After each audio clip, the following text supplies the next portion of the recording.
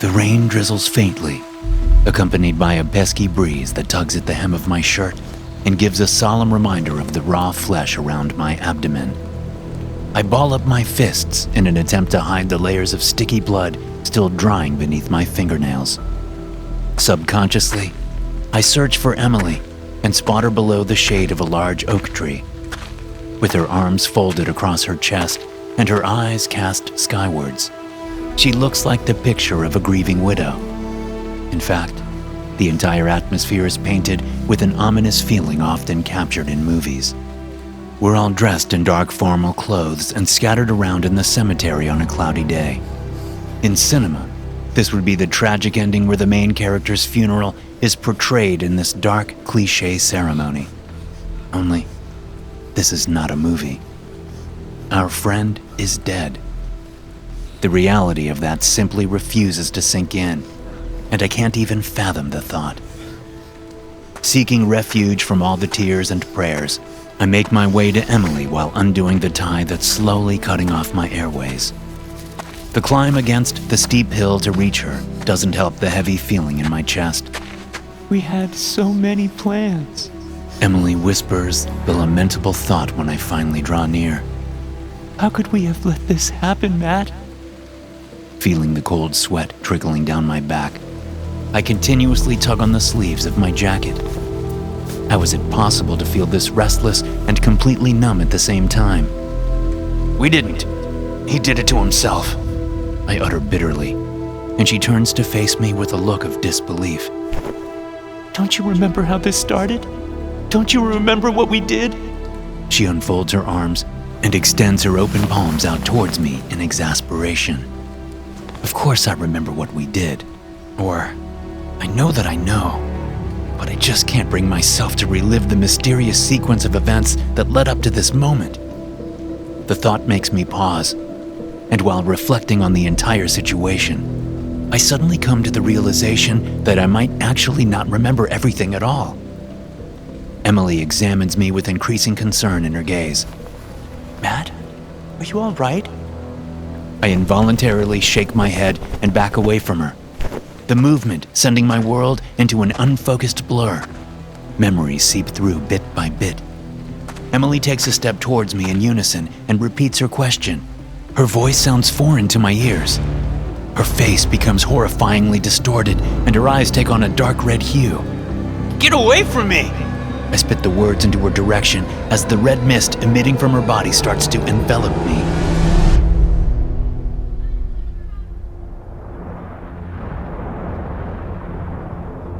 I always had a little crush on Emily. She was an enigma. Her dark nails and thick black eyeliner was intriguing, and the whole deal with the tarot card readings wasn't completely off-putting. However, my best friend jumped on that move long before I gathered enough courage to do it myself. Thus, every Friday night involved gritting my teeth and bearing the sight of them sitting huddled together, hand in hand. I couldn't tell if it was the universe mocking me for my cowardice, but I reluctantly settled into my role as the third wheel nonetheless. In his defense, Nathan never knew of my infatuation with Emily. He wasn't the kind of friend to deliberately steal away a girl. Even so, that didn't stop the growing resentment in my gut.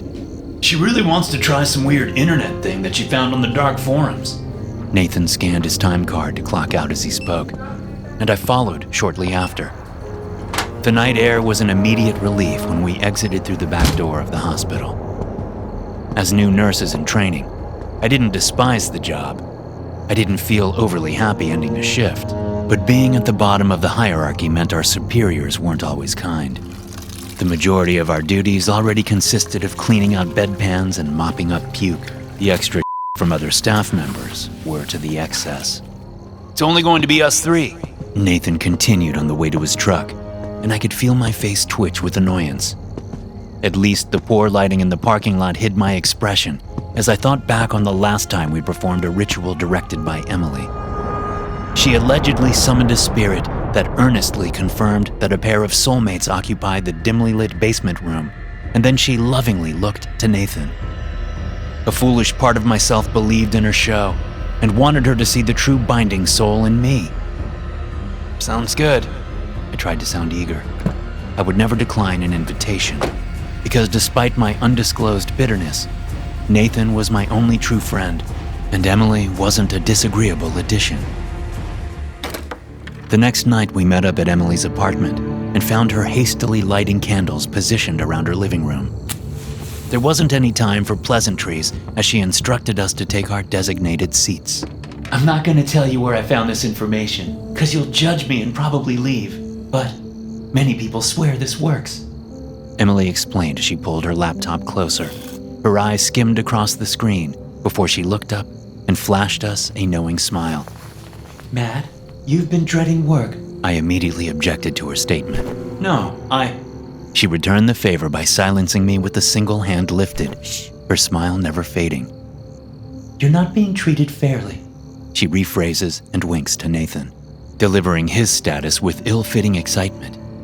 Nathan, you've been trying to save up for that truck engine part, but it's breaking the bank. Me and Nathan both remain quiet in the wake of her obvious affirmations. Would you not agree that these things are beyond our control? She started again, her voice adapting to the theatrical tone she usually applied to her sacred rants. Sensing our unmoving introversion, Emily sighed. Right. I found a ritual online that can potentially grant us the ability to change what we otherwise could not. Nathan leaned in to check her laptop screen and shot me a glance that roughly translated to, "Here we go again." This isn't like the rituals we've done before. Emily playfully shoved Nathan to the side and turned the face of her laptop away from him. People in my community have found a coarse line between the real world and a digital reality.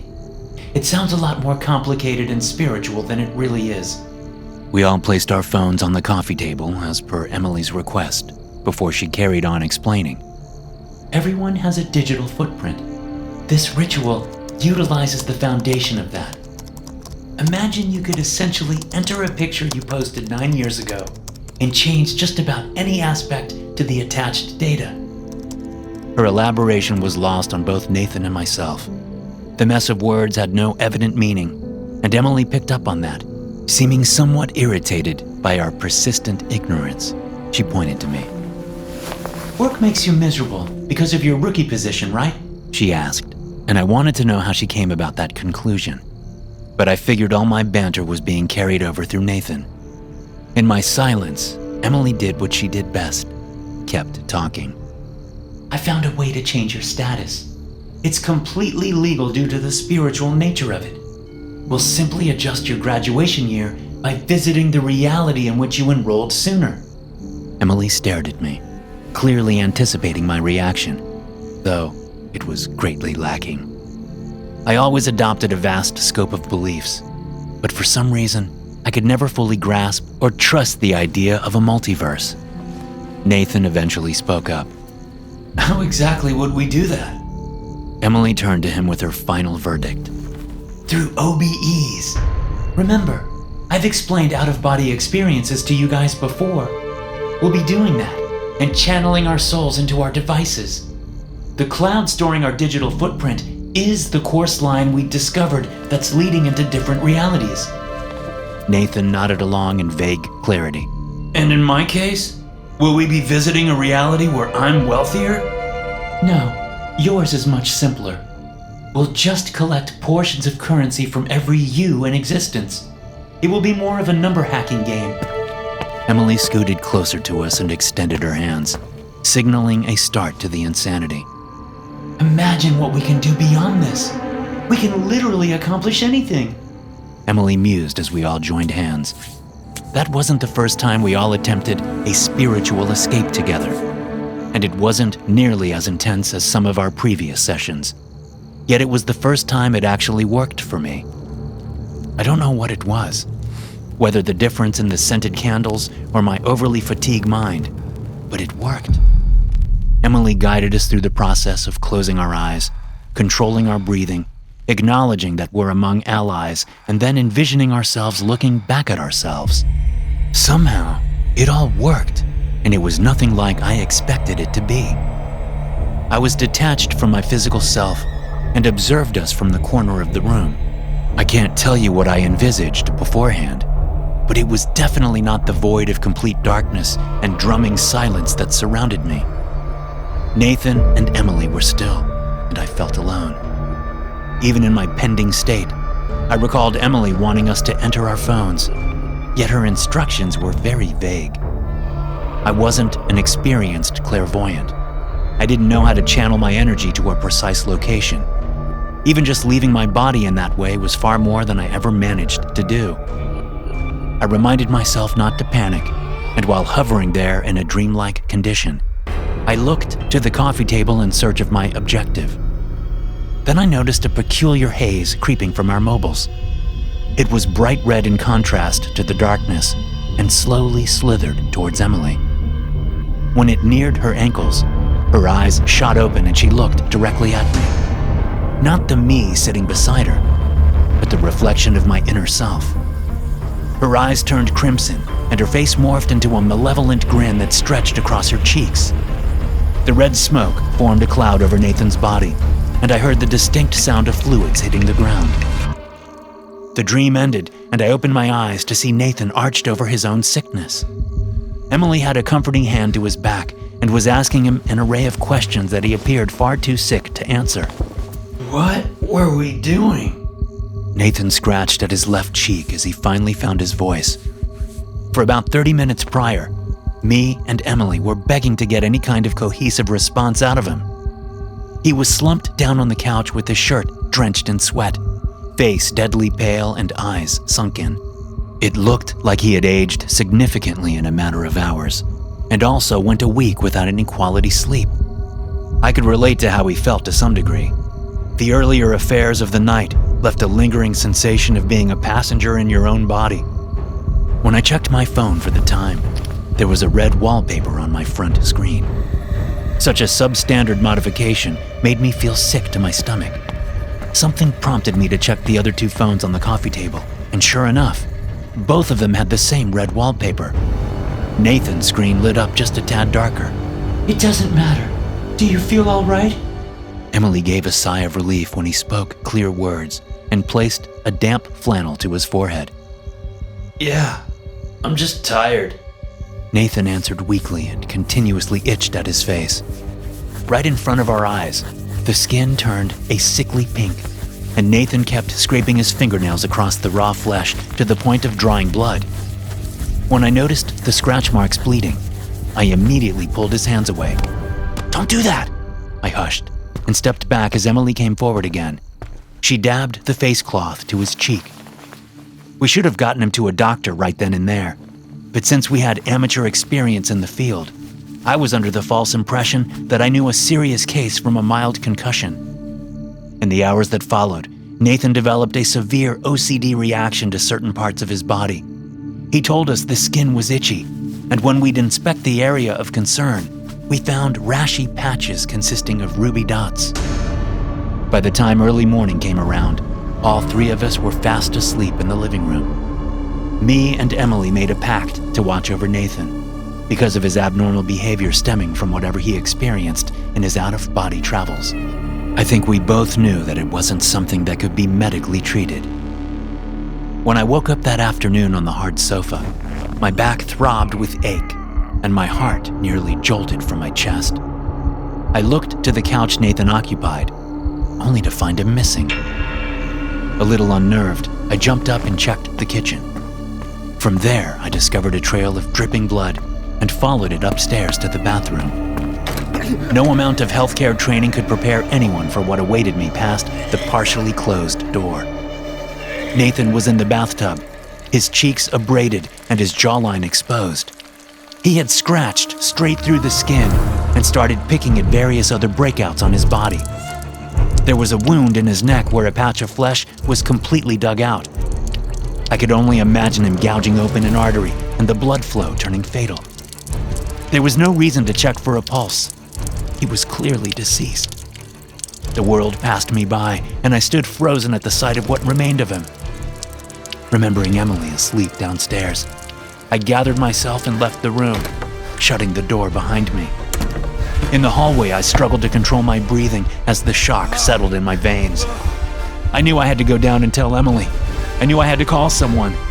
Yet, Relaying my findings and putting it to words felt like an impossible confirmation to the horrendous circumstances. What caused this? He was fine. He was healthy. My mind kept going back to the vision I had during the ritual last night, the way the foreboding red mist clung to him. Could that be the cause? Did we encounter something in another realm and unknowingly transfer it over into our world? Regardless, I had to deal with the immediate problem at hand. I slowly descended the stairs and noticed Emily sitting upright on the couch. A blanket was draped around her shoulders, and she had her back towards me. The computer was open in her lap, and from peering over her shoulder, I could see the homepage of her infamous dark forums. The thread was littered with capitalized warnings. "Do not attempt this! Not exploitable! Ethereal virus claiming lives!" The captions continued on endlessly as she scrolled down, and I couldn't hold myself together any longer. What do we do? I spoke up with a shaky voice as she lifted her head, then slowly turned to look at me. Her face was covered in patches that'd been scratched raw. Skin eruptions encircled her empty eye sockets. To my horror, her eyeballs were hanging from the stringy rectus protruding from her skull, clawed out by her own hands. I could hear the gurgling sound of liquid clogging her nostrils long before the damage to her nose was evident to me. And the most sickening thing of all was the smile ever present on her face. She's staring at me. The red in her vision was dulled, and only now I can distinguish the fear returning to her eyes. It's identical to the look she gave Nathan that night, though it's not sincere. This is why my mind went hazy and my memory became fogged. I didn't want to remember. With the ghost of her confronting me, I cannot deny the gash I've dug into my stomach. I can't reason away the constant urge I have to itch at my skin. Have you figured out what this is yet? I question her apparition, my hand perpetually moving toward the burning flesh beneath my shirt. A virus too aggressive to be combated by humans. It's like the common cold to souls, but a death sentence to mortals. It's not meant to exist on our surface of life. Emily dips her head, portraying false grief in her somber form. She taunts me further. I'm so sorry, Matt. I should have better understood the planes I dabbled in before involving anyone else. But I'm glad I did. Emily's voice trails off, hauntingly celestial. The last glimmer of her visage twists back into the distorted haze of a demonic entity. In her spiritual form, she's the thing of nightmares. I can't think of a possible motive attached to all of this. Emily is just as unapologetically evil in death as she was in life. I can do little but shut my eyes and pick at the rash forming beneath my chin. Everything that's happened has given me bittersweet clarity. I wish I could say that I never knew the woman I idolized, and that Nathan certainly didn't know about her dark side either. The truth, however, is that she was always transparent about her practice in dark magic. Emily was always open about her sinister intentions, yet it seemed harmless because of the sole fact that she was so outspoken about it. Surely, someone with ominous schemes would keep those ideas secret. I shudder to think of all the people in her alleged community. All the deranged members across the world performing that ritual in hopes of unbridled power. Hopefully they adhere to the warnings and don't resume spreading a curse that's rapidly ending lives. Though, perhaps that was the intention all along. As the image of Emily dissolves into the mist accompanying the cloudy rain, I look down at my phone screen. Since yesterday morning, 2 days after the death of my friends, I've been able to decipher the link between the wallpaper and the unearthly disease. It's a thermostat indicating the severity of my condition based on a color palette. Simple enough. Right now it's dark red, the same shade last seen on Nathan and Emily's phones before their death. Thanks for watching. Be sure to subscribe and smash that like button to get notified every time I upload a new video.